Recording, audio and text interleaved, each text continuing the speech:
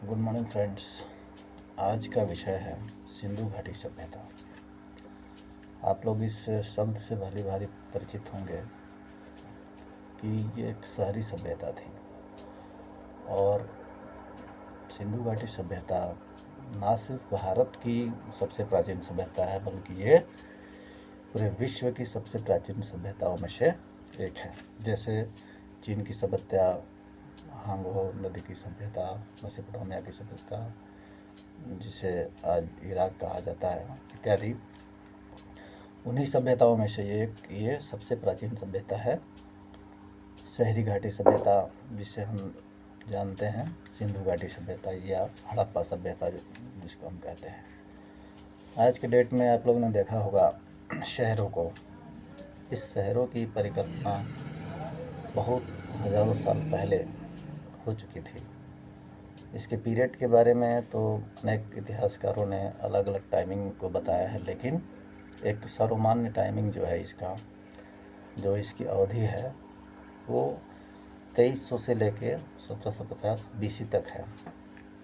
बाकी कुछ लोग 2500 से 2300 1750 BC मानते हैं, लेकिन NCERT की किताबों में आप जाइएगा तो देखिएगा कि 2300 से 1750 BC ही इसका टाइमिंग है। उस समय क्या हुआ कि कुछ अंग्रेज़ अफसर थे जो पाकिस्तान का दौरा किए थे, तो कहा जाता है कि उन्होंने ही पता लगाया कि कुछ है। लेकिन उसके बाद दो ब्रदर्स थे, ब्रिटिश ब्रदर्स थे, उनको लाहौर से आपको कराची के बीच रेलवे ट्रैक बनाने का काम दिया गया था। ट्रैक बनाने के क्रम में जो ट्रैक पर जो ईंटें लगती थी, तो बगल में ही, ट्रैक के बगल में ही कुछ बिल्डिंग खंडहर थे, पुराने खंडहर जिसमें ईंटें थी, तो उन ईंटों को लेकर वो ट्रैक बनाता था। तो उसके दिमाग में उस समय तो ये बातें नहीं आई कि यहाँ पे कोई सभ्यता भी होगी। उसने यही सोचा कि कोई बिल्डिंग होगा, तो उसने अपना काम किया। लेकिन बाद में सन 1921 में सर जॉन मार्शल ने इसकी खुदाई का काम, वो उस समय पुरातत्व विभाग के हेड थे, उनकी निगरानी में ये काम शुरू हुआ। और उसी काम के दौरान आपको दो इतिहासकार और थे जिन्होंने हड़प्पा और ये मोहनजोदड़ो की खोज की। इसमें हड़प्पा की खोज किया दयाराम साहनी ने और मोहनजोदड़ो की खोज की राखलदास बनर्जी ने। तो ये हड़प्पा सभ्यता की खोज उन्होंने की और इसके आगे हम और इसका विस्तृत जानकारी लेंगे। इसका जो विस्तार था वो ना सिर्फ भारत में था बल्कि भारत के बाहर भी, विदेशों में, जैसे कि आज के डेट में जो पाकिस्तान और अफ़गानिस्तान है वहाँ तक था। तो भारत के बाहर उस समय तो ये भारत के अंग हुआ करते थे, लेकिन इतने क्षेत्रों में इसका विस्तार था। आपको कश्मीर से लेकर अफ़गानिस्तान, कश्मीर के बाद पाकिस्तान से होते हुए अफ़गानिस्तान, और उसके बाद से आपको नीचे आ जाइए भारत के दक्षिण में ये महाराष्ट्र साइड, और फिर उत्तर प्रदेश होते हुए पंजाब हरियाणा होते हुए जम्मू कश्मीर होते हुए। तो इसका जो आकार था एक त्रिभुजाकार आकार के रूप में हम इसको जानते हैं, और इसका जो फैलाव था वो लगभग 13 लाख वर्ग किलोमीटर में था। कुछ लोग तो इससे ज़्यादा भी बोलते हैं। और इसका पूरब से पश्चिम और उत्तर से दक्षिण, इसका भी किलोमीटर में अगर हम देखेंगे तो पूरब से पश्चिम लगभग 1600 किलोमीटर और उत्तर से दक्षिण 1400 किलोमीटर के लगभग में था। तो एक बड़े पैमाने पर इसका फैलाव था। इतनी बड़ी सभ्यता जो थी, ऐसी सभ्यता और कोई नहीं देखी गई जितनी बड़ी ये थी। अब आइए चलते हैं इसकी विशेषताओं के बारे में। एक शहरी सभ्यता थी। आज के डेट में जो हम लोग शहर देखते हैं, शहरों में जब जाएंगे तो आप देखेंगे कि चौड़ी चौड़ी सड़कें हैं, बिल्डिंग्स हैं, वहाँ जल निकासी की व्यवस्था है, लंबी सड़कें हैं, एक सिस्टमेटिक ढंग से, शहर में क्या है, एक सिस्टमेटिक ढंग से हर चीज़ों को अरेंज करके रखा गया है ताकि किसी को कोई परेशानी नहीं हो। गांव तो है नहीं, गांव का एक हिसाब किताब अलग होता है और शहरों का अलग होता है। गांव में क्या है कि बहुत सारी ज़मीनें हैं और गांव का एक अलग सिस्टम है, लेकिन शहरों का एक अलग ही आपको बदलाव देखने को मिलेगा। एक अरेंज वे में हर चीज़ को आप प्रॉपर वे में देखेंगे। तो उसी क्रम में हम ये देखेंगे कि शहरी सभ्यता जो थी हड़प्पा की, वो इसी तरह की थी। खुदाई में देखा गया कि जो सड़कें थी वो चौड़ी थी, पानी जल निकासी की व्यवस्थाएं थी, जल सड़क के किनारे वो बना हुआ था पाइप के द्वारा या ईंटों के माध्यम से ही बना हुआ था। उस समय पाइप की व्यवस्था तो उस समय नहीं होगी, ईंटों के माध्यम से ही बनाया गया था नाला, और उन नालों के माध्यम से पानी जाके गिरता था कहीं। तो उसके बाद गलियों में सड़कें थी, गली में सड़कों की व्यवस्था थी ताकि लोग जा सके आ सके। घरों का एक साइज तय था, जो आज की डेट में हम देखेंगे किसी किसी शहर में कि एक लिमिटेड साइज़ जो है उनका आकार जो है कि कहाँ तक उसको बनाना है, एक तय कर दिया जाता है गवर्नमेंट द्वारा। उस हिसाब से भी उसको देखा गया। और जो घर थे वो 2 भागों में बटे हुए थे, एक उच्च वर्ग का था और एक निम्न वर्ग का था। यही देखा गया और माना गया कि उच्च वर्ग वाला जो एरिया है वो उसमें धनी लोग रहते होंगे, निम्न वर्ग वाला जो एरिया है वो उसमें गरीब लोग रहते होंगे, काम करने वाले लोग रहते होंगे, कारीगर वगैरह रहते होंगे। अब इसके बाद हम देखेंगे इसके कृषि के बारे में कि वहाँ लोग करते क्या थे, क्या उनका बिजनेस था, व्यापार था कि कृषि थी, पशुपालन थी, क्या था। हम जब वैदिक सभ्यता में आएंगे तो देखेंगे कि आर्य जो थे वो खेती के साथ साथ पशुपालन भी करते थे, लेकिन हड़प्पा सभ्यता जो था बिल्कुल डिफरेंट था। उसमें खेती के साथ साथ वो लोग व्यापार करते थे, वो एक तरह के बिजनेसमैन थे। और वो बिज़नेस ना सिर्फ अपने भारत में बल्कि भारत के बाहर भी होता था। हमने देखा खुदाई के क्रम में गुजरात में लोथल जो है, जो पतन है जहाँ से शिप्स जो होते हैं उनके माध्यम से व्यापार होता है, तो वहाँ से वो लोग व्यापार करते थे। तो ये हम देख रहे हैं कि वहाँ उस समय व्यापारी लोग की अधिकता ज़्यादा थी। एक तरह से ये जो सभ्यता थी व्यापार पे आधारित थी, और कृषि और व्यापार ये 2 मुख्य काम थे।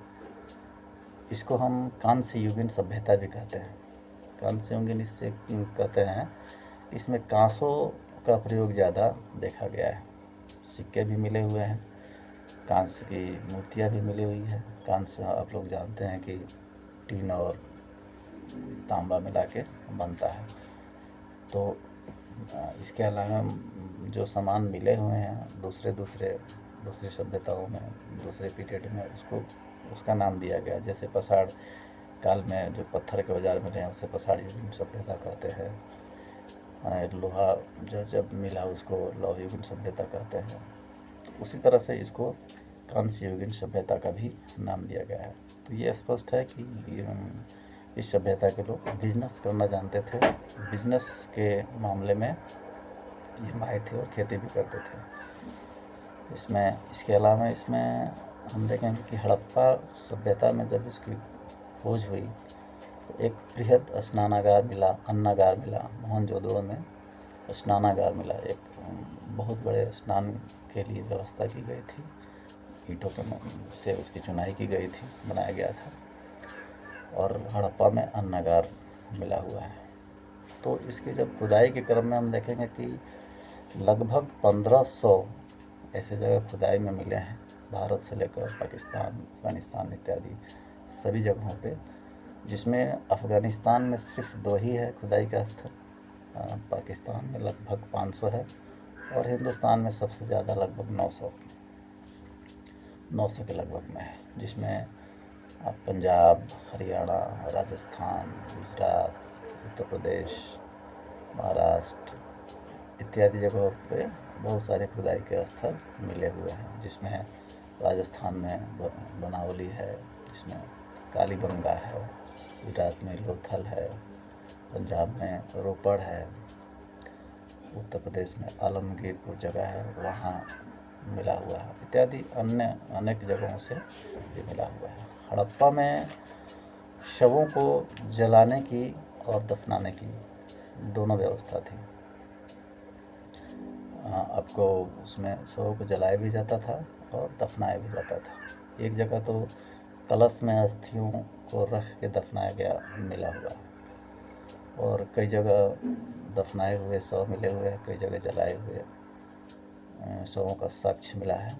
तो इस तरह से हम देखते हैं कि इस दोनों तरह की व्यवस्था थी हड़प्पा काल में। इसके बाद हम देखेंगे कि इसके लोग जो थे शांति प्रिय थे, क्योंकि किसी भी तरह का यहाँ जो ऐसे कोई साक्ष्य नहीं मिले हैं जिससे पता चलता है कि ये युद्ध प्रिय थे या किसी तरह का युद्ध होता होगा।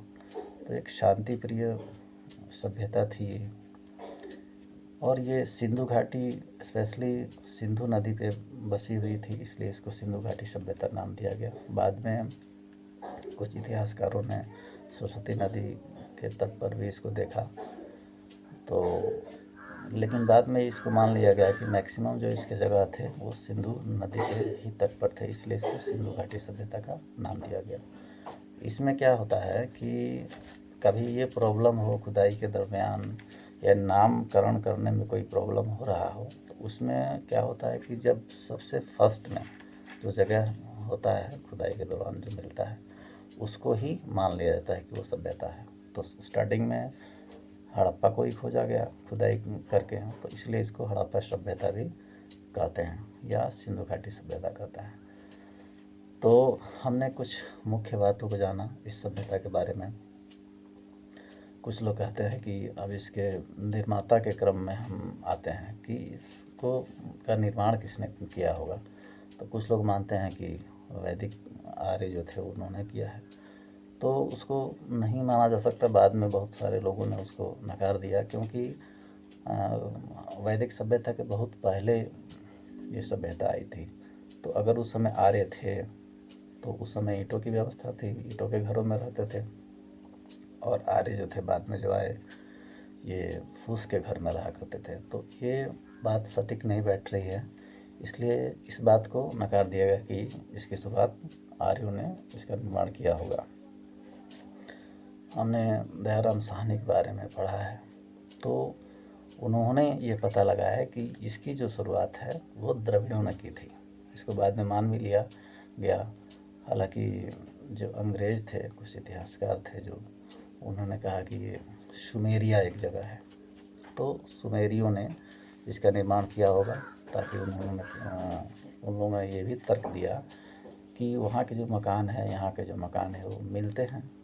लेकिन बाद में इसको भी नकार दिया गया, क्योंकि वहाँ के जो मकान थे, ईंटें थी, उसका आकार प्रकार अलग था, यहाँ का अलग था, कुछ मोहरें थी वो अलग थी, कुछ ऐसे डिफरेंसेस देखने को मिला, जिसके आधार पर हम ये कह सकते हैं कि ये सुमेरिया से नहीं मिलता है। तो इस बात को माना गया कि ये द्रविड़ों ने ही इसका निर्माण किया होगा।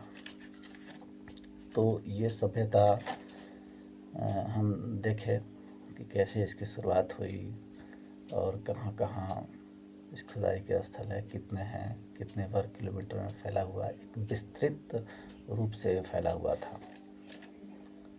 इसके बाद अब ये पॉइंट आता है कि इसका पतन कैसे हुआ होगा, क्योंकि पतन के बाद ही बाकी सब चीज़ें आई। कोई भी सभ्यता, वैदिक सभ्यता हो या जो भी काल है, जो समय आया, तो इसका पतन इसको पूरी तरह से ख़त्म हो जाने के बाद ही आया होगा। कुछ लोग मानते हैं कि कोई प्राकृतिक जलवायु परिवर्तन आया होगा, सही हो गया, ये विध्वंस हो गया होगा, इसका पतन हो गया होगा। कुछ लोगों ने माना कि बाढ़ आई होगी, बाढ़ में ख़त्म हो गया होगा। तो अपना अपना तर्क बहुत सारे लोगों ने दिया, अपनी अपनी बातों को रखा।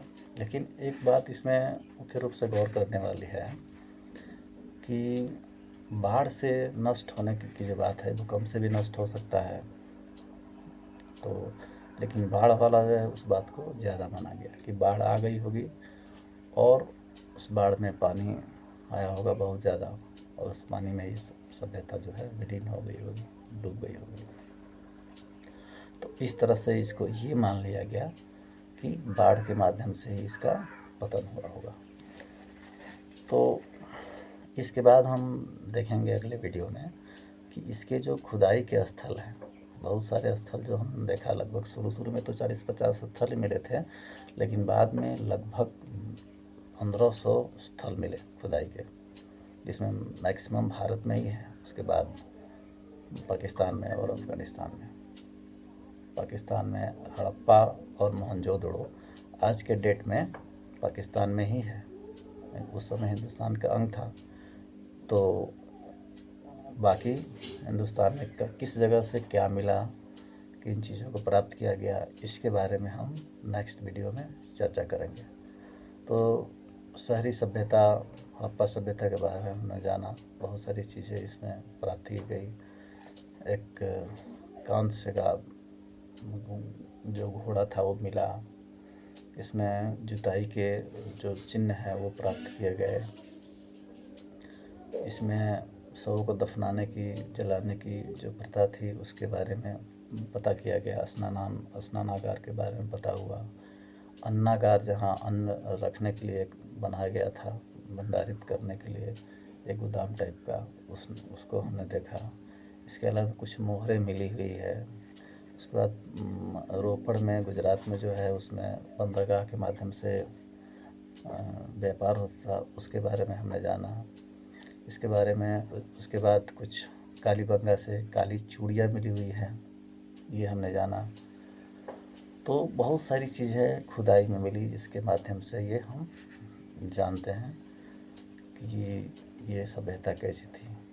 सभ्यता, इस सभ्यता की एक और विशेषता है कि ये आद्य ऐतिहासिक काल इसको कहा जाता है, चूँकि 3 तरह के काल होते हैं, एक प्रागैतिहासिक, उसके बाद आद्य ऐतिहासिक, उसके बाद इतिहास होता है। प्रागैतिहासिक में क्या होता है कि ये इसमें कोई लिखित विवरण नहीं मिलता है, जो भी है खुदाई में पत्थरों के माध्यम से, पसाड़ काल इसको बोलते हैं, तो उसमें खुदाई के माध्यम से जो अवशेष मिलते हैं उसको हम अनुमान लगाते हैं कि ये ऐसी व्यवस्था थी। उसके बाद आद्य ऐतिहासिक काल में हम देखते हैं कि लिपि तो मिलती है, इसमें हड़प्पा सभ्यता में एक चित्रों के माध्यम से लिपि थी और उसमें कुछ लिखा गया था, लेकिन उस लिपि को आज तक किसी ने पढ़ा नहीं, कोई पढ़ नहीं पाया।